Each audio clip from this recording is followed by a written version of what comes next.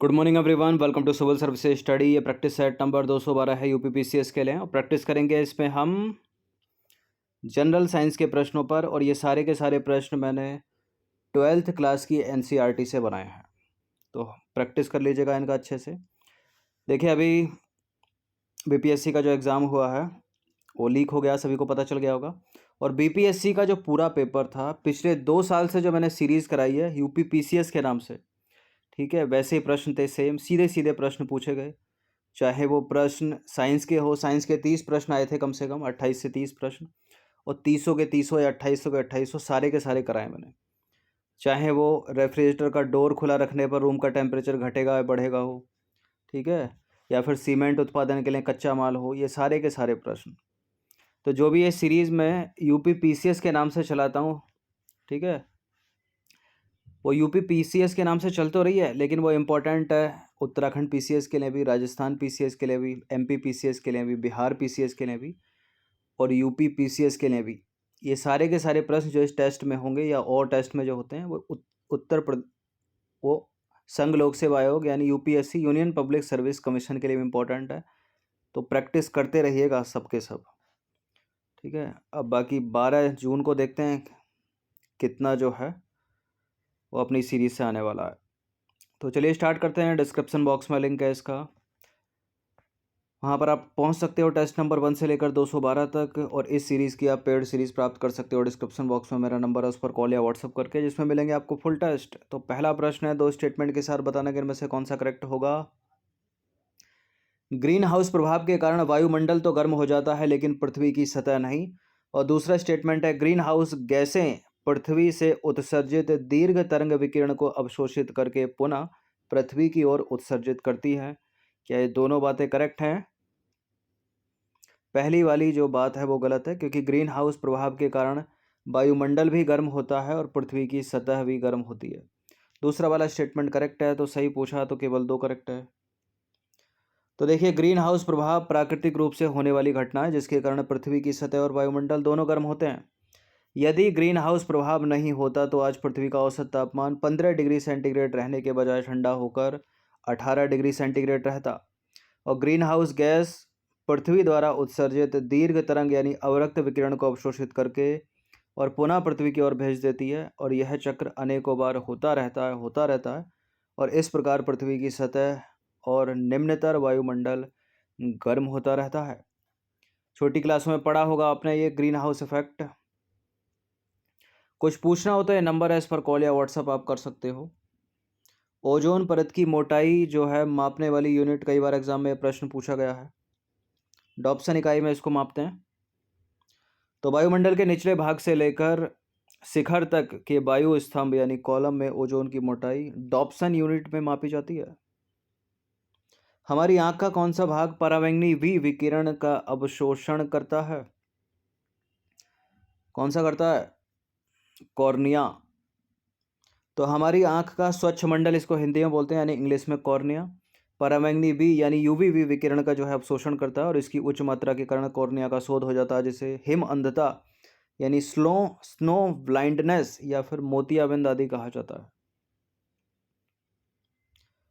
Number 4 पर आ जाइए। Ozone परत के क्षय के कारण पराबैंगनी किरण पृथ्वी पर रहने वाले जीवों पर कौन सा या से प्रभाव डालेंगी?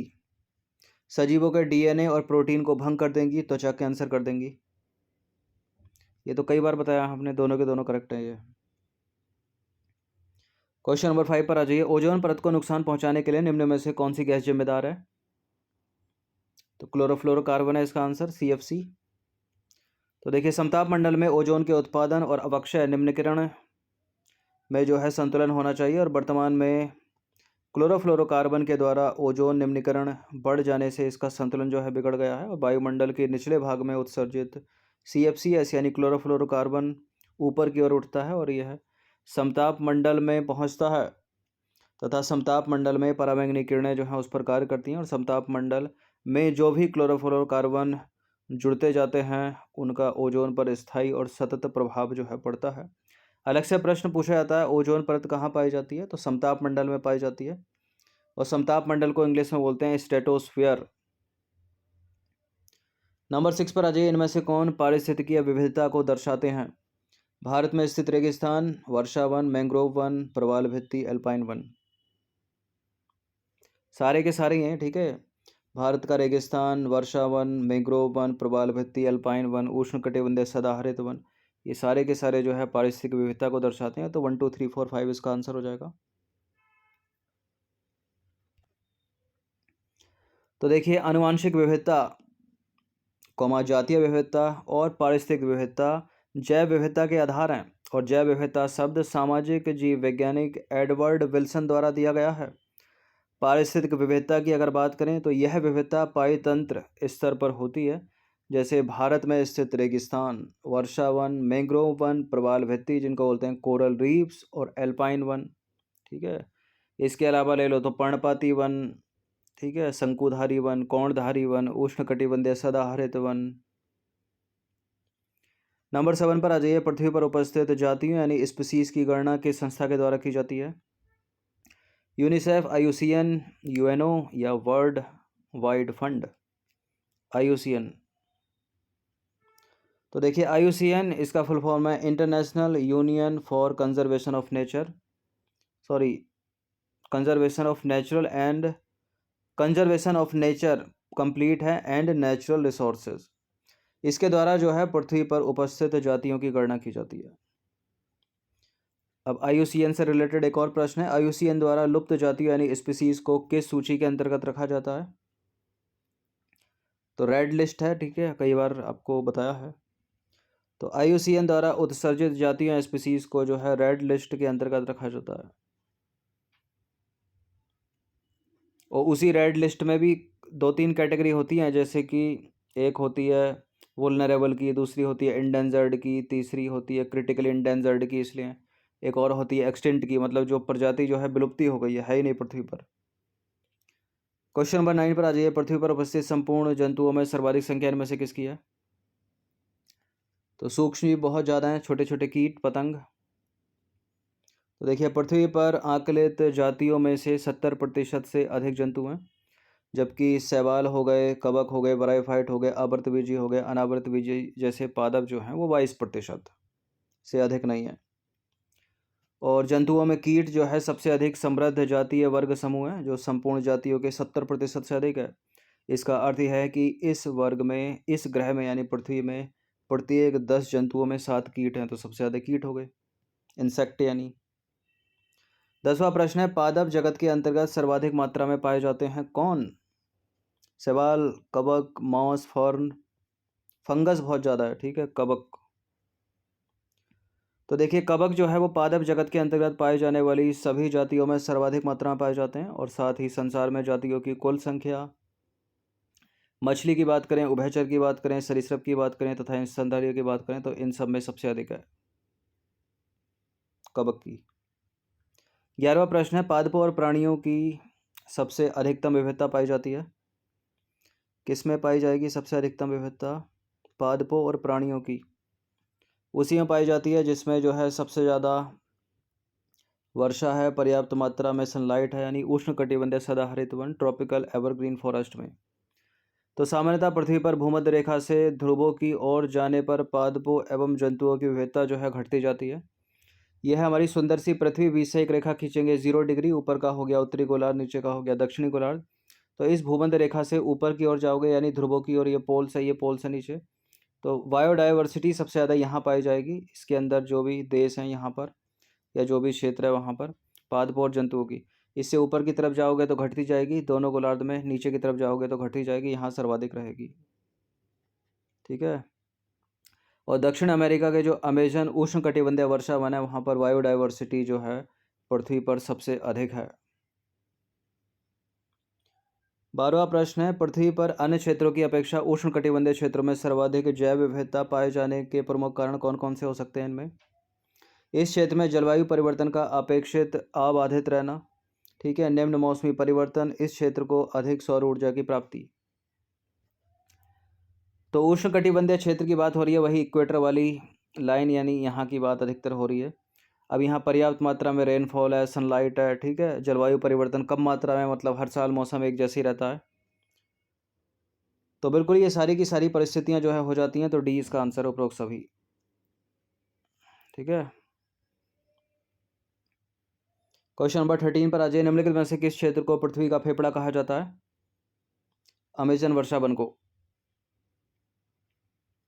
तो देखिए, अमेजन वर्षा वन को पृथ्वी का फेफड़ा कहा जाता है और इस विशाल वन में पौधों और जंतुओं की करोड़ों जातियां यानी स्पीसीज निवास करती हैं। नंबर 14 पर आ जाइए। निम्नलिखित में से कौन सा जैव विविधता के ह्रास का सर्वाधिक प्रमुख कारण है? ये सवाल मोस्ट इंपॉर्टेंट है किसी भी स्टेट के पीसीएस के लिए, यूपी पीसीएस के लिए, उत्तराखंड पीसीएस के लिए, बीपीएससी के लिए, या फिर यूपीएससी सिविल सेवा के लिए भी। तो ज्वालामुखी क्रियाएं हो सकती हैं। प्रमुख कारण पूछा है, सर्वाधिक प्रमुख। विदेशज प्रजातियों का आक्रमण भी हो सकता है, सह विलुप्तता भी हो सकती है। लेकिन किसी का आप घर ही नष्ट कर दोगे, किसी का हैबिटाट लॉस कर दोगे, तो क्या बचेगा उसका? ठीक है, कई बार बताया मैंने आपको। तो आवासीय विखंडन हो जाएगा सर्वाधिक इसमें। तो जंतुओं और पौधों के विलुप्तीकरण का सबसे प्रमुख कारण है आवासीय क्षति तथा विखंडन। उष्णकटिबंधीय वर्षा वनों में होने वाली आवासीय क्षति इसका सबसे अच्छा उदाहरण है। एक समय वर्षा वन पृथ्वी के 14% क्षेत्र में फैले थे, लेकिन आज क्या स्थिति है? 6% से अधिक क्षेत्र पर नहीं है। क्वेश्चन नंबर 15 पर आ जाइए। किसी भी भौगोलिक क्षेत्र में जैव विविधता की क्षति के लिए जिम्मेदार नहीं है आवासीय क्षति और विखंडन, ये तो सर्वाधिक है। अतिदोहन भी है, सह विलुप्तता भी है, विदेशी प्रजातियों का आक्रमण भी है। शाकाहार को प्रोत्साहन देना नहीं होगा।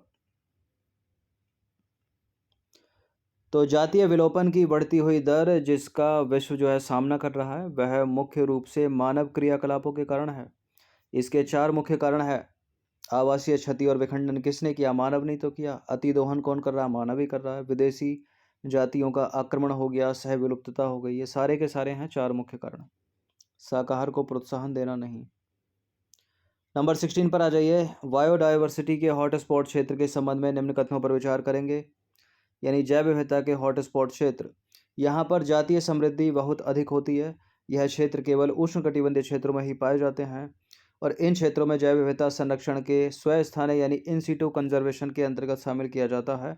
इन क्षेत्रों को, ये कई बार मैंने पढ़ा है इन सीटू कंजर्वेशन क्या होता है, एक्स सीटू कंजर्वेशन क्या होता है। ये पूछ भी लेता है कि कौन, जैसे कि बोटेनिकल गार्डन हो गए, नेशनल पार्क हो गए, बायोस्फीयर रिजर्व हो गए, वाइल्ड लाइफ सेंचुरी हो गई, किस में आएगा? इन सीटू एक्स सीटू में।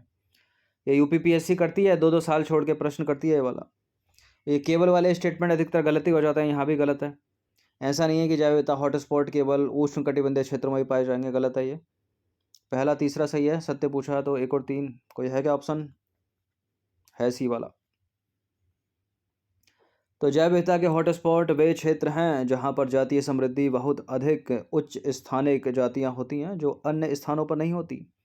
देखिए, संसार के सारे हॉटस्पॉट आपस में मिलकर पृथ्वी के 2% से भी कम है। हॉट स्पॉट क्षेत्रों का संरक्षण इन सीटू कंजर्वेशन यानी स्व स्थानीय संरक्षण के अंतर्गत आता है। इसको याद रखिएगा। इस प्रश्न का उत्तर दीजिए। तो निम्नलिखित में से कौन से भारत के हॉट स्पॉट क्षेत्र हैं? पश्चिमी घाट यानी वेस्टर्न घाट, पश्चिमी हिमालय यानी western Himalaya, Indo Burma Himalaya और सुंडालैंड। भारत के हॉट स्पॉट क्षेत्र हैं, यहाँ पर वेस्टर्न घाट है, इंडो बर्मा हिमालय है, सुंडालैंड है, पश्चिमी हिमालय नहीं है। ठीक है, 1, 3, 4 ऑप्शन में है क्या? है, बी वाला ऑप्शन सही हो जाएगा। तो भारत में जैव विविधता के 3 हॉट स्पॉट हैं। एक है पश्चिमी घाट और भारत श्रीलंका के बीच सुंडालैंड हो गया तथा इंडो बर्मा हिमालय क्षेत्र। इस क्षेत्र में आवासीय जातियों की संख्या जो है वो अत्यधिक है। पश्चिमी हिमालय की जगह पूर्वी हिमालय भी होता ना तो चल जाता है, पश्चिमी हिमालय गलत है। क्वेश्चन नंबर 18 पर आ जाइए। पृथ्वी पर कुल जैव विविधता में पादपों की जातीय विविधता कुल कितने प्रतिशत है? पादपों की पूछिए, जंतुओं की नहीं। कितनी? या 22% है।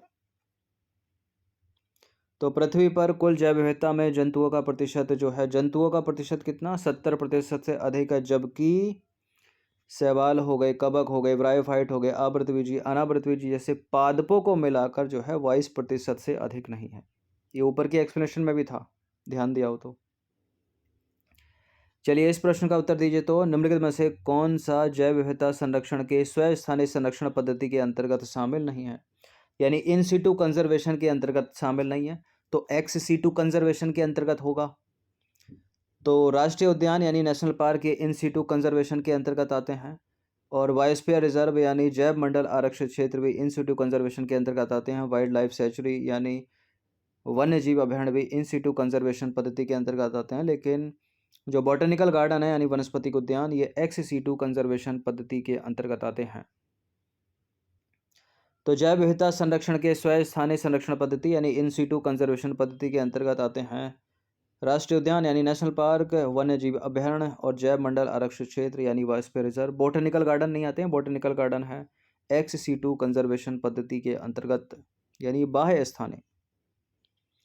अब इसी से रिलेटेड एक और प्रश्न है, 20वां प्रश्न, अंतिम प्रश्न है ये। जैव विविधता संरक्षण के बाह्य स्थानीय यानी एक्स सीटू संरक्षण पद्धति या विधि के संबंध में नीचे दिए गए कथनों पर विचार करेंगे। और पहला स्टेटमेंट है इससे रिलेटेड, इस पद्धति के अंतर्गत संकट संपन्न पादप यानी पौधों और जंतुओं को उनके प्राकृतिक आवास में ही संरक्षित किया जाता है। जंतु उद्यान, वनस्पतिक उद्यान और जीव सफारी का निर्माण भी इसी के अंतर्गत किया जाता है। तो बॉटनिकल गार्डन तो है एक्स सीटू के अंतर्गत, जीव सफारी भी है, जंतु विज्ञान भी है, जंतु उद्यान भी है। ठीक है, ये एक्स सीटू के अंतर्गत हो गए, दूसरा वाला स्टेटमेंट सही है, लेकिन पहला वाला स्टेटमेंट गलत है, क्योंकि एक्स सीटू ये पहले वाली स्टेटमेंट में जो लाइन है वो इन सीटू के संबंध में सही लिखी है। इन सीटू के अंतर्गत क्या होता है, इन सीटू के अंतर्गत पौधों और जंतुओं को उनके प्राकृतिक आवास में ही जो है संरक्षण दिया जाता है, लेकिन एक्स सीटू के अंतर्गत क्या होता है, उनके प्राकृतिक आवास से अलग हटकर किसी दूसरी जगह पर उनको संरक्षण दिया जाता है। तो ये बात इन सीटू के लिए है, एक्स सीटू के लिए नहीं है, तो गलत है पहला स्टेटमेंट। दूसरा वाला स्टेटमेंट सही है, तो इसका आंसर क्या होगा, सही पूछा है तो इसका आंसर हम लगाएंगे ऑप्शन नंबर बी यानी केवल दो, केवल दो। तो पहला वाला कथन जो है वो असत्य है, क्योंकि संकट संपन्न पादपों और जंतुओं को उनके प्राकृतिक आवास में ही संरक्षित जो है स्वयं स्थानीय विधि यानी इन सीटू कंजर्वेशन पद्धति के अंतर्गत किया जाता है, एक्स सीटू के अंतर्गत नहीं। अब देखिए एक्स सीटू जो कंजर्वेशन पद्धति है उनमें संकट संपन्न पौधों और जंतुओं को उनके प्राकृतिक आवास से अलग एक विशेष स्थान पर जो है उनको संरक्षण किया जाता है, उनकी देखभाल की जाती है यानी दूसरी जगह।